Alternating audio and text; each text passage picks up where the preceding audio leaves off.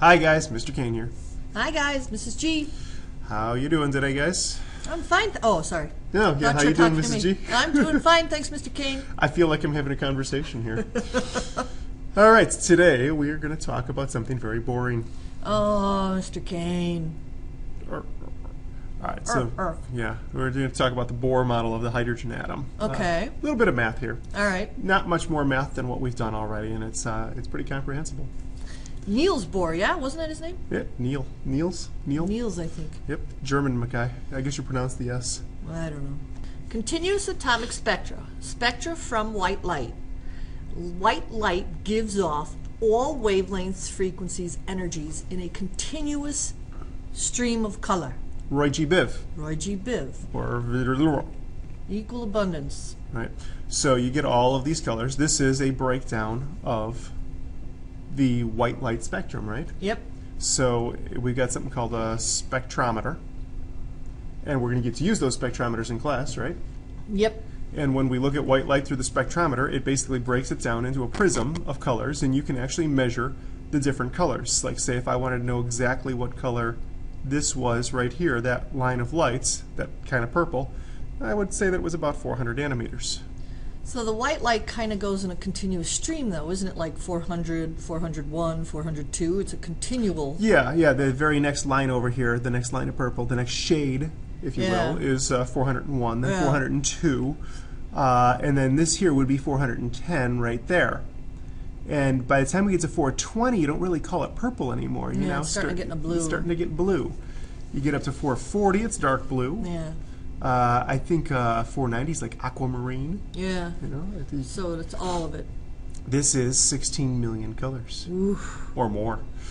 Dang, that's a lot of colors. Yeah, you can count those. All right. The reason why we showed you that is because white light gives off all the colors. It turns out that different atoms can be excited and caused to give off light themselves. And it's very specific colors, isn't it? Yeah, notice hydrogen doesn't give off a complete spectrum of Roy G. Biv. Yeah, there's no yellow. There's a red, there's a Orange. green, there's a blue, and there's two purples. Wow. Helium gives off a different spectrum. Neon's a different spectrum. So these are kind of like fingerprints of the atoms. Okay, yeah, because they're all kind of different, aren't they, depending on what the element is? Mm-hmm. And this is one of the ways that they know what the sun is made of. Okay. If you make atoms glow, they give off certain frequencies of lights, certain wavelengths. These are colors coming out of an excited gas phase, right? Right. It's coming out of an atom that's glowing. Okay.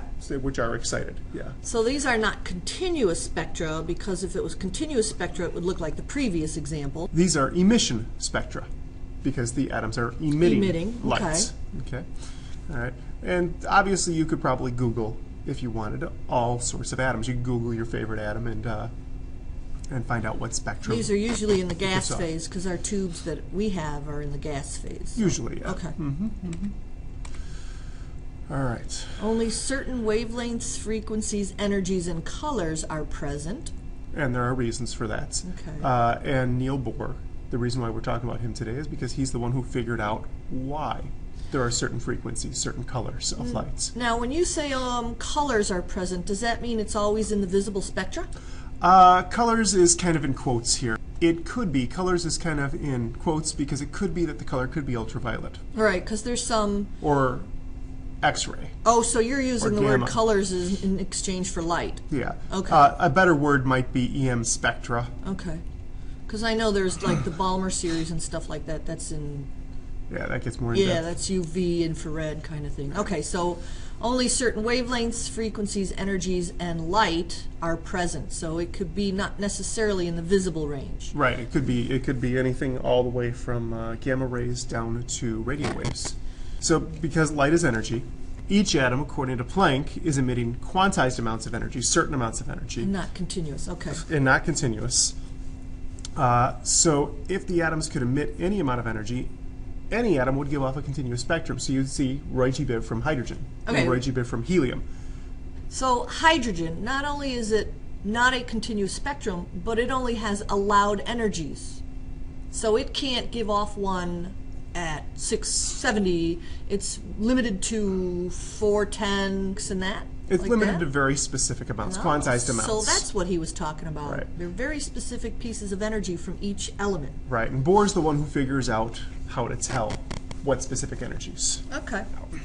So Bohr's model of the atom says that electrons move in things called orbits, Okay. and it numbers the orbits 1, 2, 3, and Bohr says that we can have an infinite number of orbits in an atom. Okay, so he hypothesized there's an infinite number. Yep. He also thought they were pretty nice concentric rings, too. All right. Atom is held together by Coulomb's law, Right. opposites attract, because, of Right. course, an electron is negatively charged and the nucleus is positively charged, nuclear charge. Right.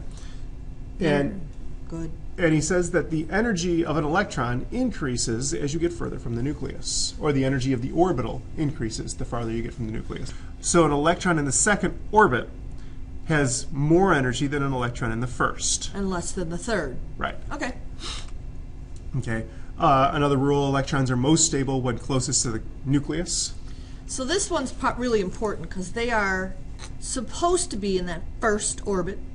That first orbit is low energy, it's stable, and it's closest to the nucleus, right? And it is the lower energy level. And it's called the ground state. Ground state. Okay. Okay, that's the normal state of the atom. The energy of each orbit is found by calculation. You can see here energy of n, which is energy of the orbital, is equal to negative 1,312 kilojoules per mole divided by N squared. n squared, the number of the orbit squared. Okay. All right, so here's our equation, right? Right. If we're going to do the energy of the first energy level, so E sub 1, all right, you do the math. Ms. G, are you really doing calculations on this one? What's 1 squared? I'm doing the second one, Mr. Oh, Kane. okay, all right. I'll do this one. Sorry, you are doing the second one. So 1 squared is 1, and negative 1312 kilojoules per mole divided by 1 is negative 1312 kilojoules per mole. So the energy of the first energy level is, Negative 1312 kilojoules per mole. all right, the energy of the second energy level would be calculated by taking negative 1312 kilojoules per mole and dividing by 2 squared. Mrs. G, you've done this one already. Yep, negative 328. Kilojoules per mole. Now, that's an increase because the negative signs are literally We're getting closer to value. 0. Yep, getting Yeah. closer to 0. All right, so the energy of the third energy level is negative 1312 kilojoules per mole divided by 3 squared. Which is 146. 146 We're getting closer to 0. kilojoules per mole. Hey, if we do this in an infinite number of times, I bet you we'll get closer to 0. Well, let's see. Do number 4 for me. Energy of the fourth. I predict that this is going to be even closer to 0 than the last one. Okay. 1312 kilojoules per mole divided by 4 squared. Oopsie, that's not 4 squared. This is 4 squared. 82, negative 82. Negative 82 kilojoules per mole. All right. Will we ever reach 0? All right, let's try something, Mr. Kane. Now, Bohr said up to infinity. So what if, theoretically, there should be an orbit of 2,876? 2,876. Okay. So we're getting closer to infinity here. Negative 1312 kilojoules per mole divided by 2,876 squared. Yep. What do you get? You get a negative 1.59 times 10 to the negative 4. Wow. So And that's point kilojoules per per mole. So that's a negative 0.000159. So yeah, you keep getting closer and closer to 0. Do we ever reach 0? No, unless it's completely removed from the atom, that's 0 technically. Is that why Bohr did that? Yeah, that's why Bohr did that. He theorized that an electron completely removed, because of course you make ions, so you're removing electrons, so an electron completely removed from the atom has an energy of 0. We just calculated the energy levels of the first 4 orbits in the Bohr model, Right. and orbit number 2,900, whatever that one was. 2,786. And we got negative values for every energy orbit. How come? Well, the reason for it is that Bohr wanted a single electron, when you take a single electron away from an atom, he wanted the electron to have 0 joules of energy. Okay, so an electron completely removed. All right. So the only way to do that if you were to give an electron more energy by making it go up in their positive numbers, when you make an electron fly off an atom and completely be removed from it, the numbers keep getting higher and higher. So an electron would have an infinite amount of energy. Okay, so he needed the electron to have 0 energy. All right, wait. Let me get my head wrapped around this. So an electron completely removed has 0, and he needs something to depict less than 0 when it's part of the atom. Right. So that's why the numbers wind up being negative. That's why we wind up having negative energies for each of these orbitals. These are literally negative values. These are literally less than 0 values. All of them. Woo. Okay. Good thing this is a theory. And what that means is that the closer the electron is to the nucleus, the larger the negative value of the energy. So which is the less energy, the smaller the energy. As we saw, n equals 1 is going to have negative 1,312 kilojoules or so per mole.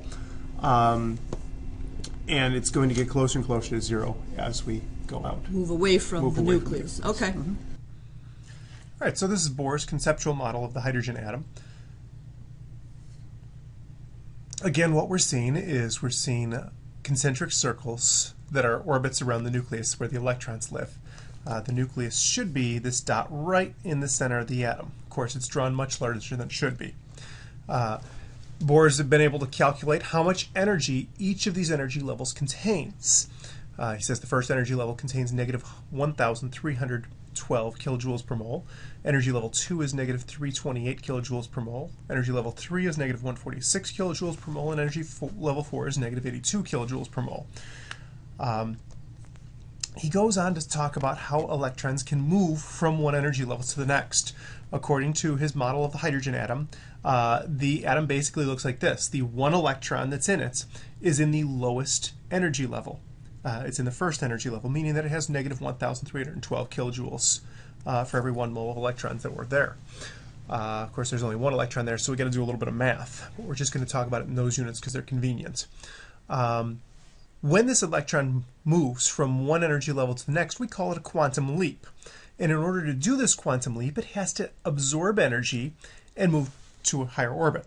So what it has to do is it has to absorb a photon of light or a quantum of light, a certain amount of energy. It doesn't have to be visible light. It could be electromagnetic radiation like radio waves or X-rays or gamma rays too. It just depends on how far it wants to jump. The lower the energy, the smaller the jump. The higher the energy, the bigger the jump. Okay. Here comes our little bit of energy here, and notice that the electron is going to move up as it absorbs that energy. Notice the energy hasn't disappeared, it's just helped the electron to get up into a higher energy level. Okay, the amount of energy that it just absorbed is easily calculated. You take the amount of energy that it had in the first energy level, subtract it from the amount of energy needed to be in the second energy level, and you find out that it needs 984 kilojoules per mole of energy in order to get up to the second energy level. That's a lot of energy.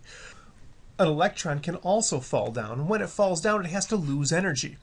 Okay, that energy must be lost in order to move to a lower orbit. And so what the electron does is it loses the energy. It gives off a photon of light. Again, this doesn't have to be visible light. It could be any of the electromagnetic spectra. It could be gamma, could be X-rays, could be radio waves or microwaves. But it's going to give off that amount of energy and fall down to whatever energy level it wants to below it. Now, the amount that it falls has to be equal to the amount of energy that it loses. So in this particular case, the electron must lose 984 kilojoules per mole in order to fall down to the first energy level. You can see my math there to back that up. All right, the second postulate of Bohr. He must explain why atoms are gaining and losing energy.